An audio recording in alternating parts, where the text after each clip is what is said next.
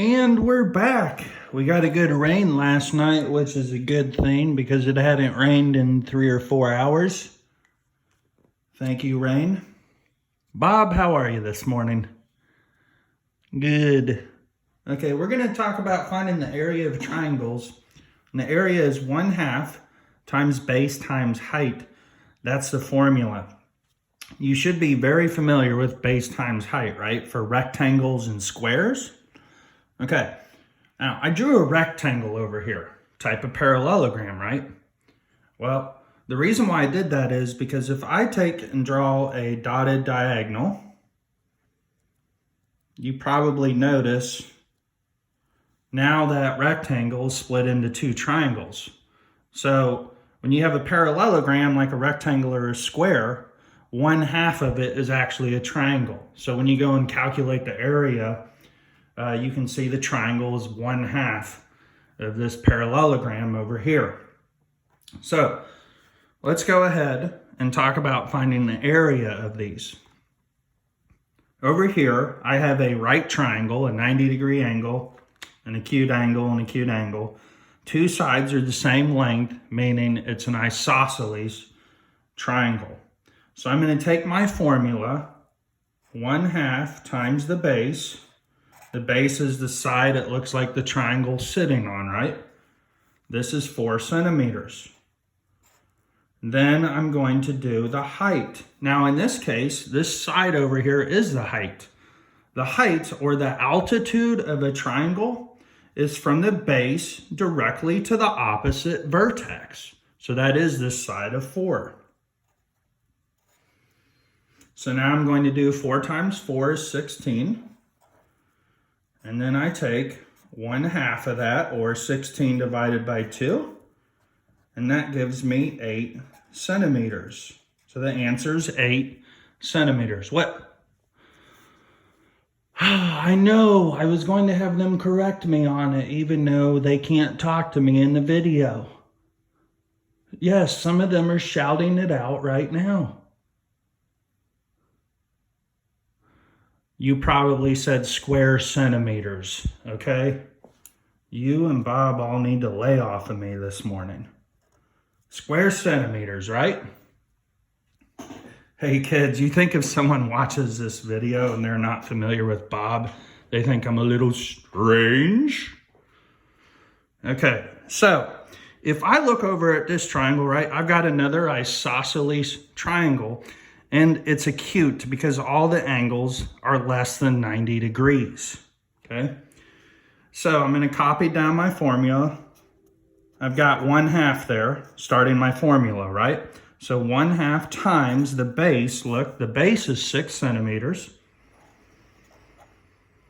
But look now, this is the biggest mistake that kids will make. They'll just look at a side here and go, oh, that's the height. So I'm going to do times 5 now. Well, the height, remember, is from the base to the opposite vertex. And the height in this case is actually 4 5/10 centimeters. So to solve this problem now, I would do 4 5/10 multiplied by 6.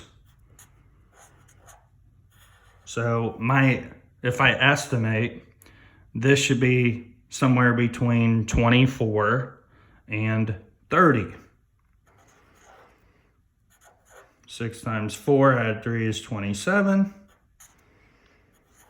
And there's my decimal point, 1 digit to the right, so 1 digit to the right in my product. So this is 27.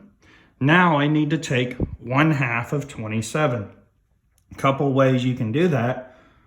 You can just do 27 times 1/2, or you can do 27 divided by 2. I'm going to go ahead and do 27 divided by 2 because that's the same as multiplying by 1/2.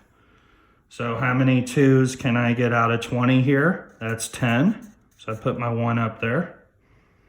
Now I subtract my 2. Bring it down, bring it down. Okay. Now how many 2's can I get out of 7? That's 3. 3 times 2 is 6. Now I'm going to put my decimal up here and put my 0 here. How many 2's can I get out of 10? That's 5. 5 times 2 is 10. And what we actually did there was pull out two groups of 5/10, okay? So now I have 13 and 5/10. So the area down here will be 13 and 5/10 square centimeters. So for example, if you have a right triangle, your side over here will be the actual height. But then if you get a triangle that isn't right, you need to be careful because the side isn't going to be the height here. This dotted line here, and we call this the altitude, will actually be your height and not this side. So I want you to practice your IXL, and I'll assign you the topic, and give this a good try. This is going to help you out, hopefully on some of your 6th grade assignments when I assign you these area problems. If you struggle, don't give up, because think about every little bit of work that you put in is going to help you later. Same thing when I go and do my fishing, for example. There are times I really struggle, and I struggle all day long, and then I learn a new detail. So sometimes struggle brings about that new learning.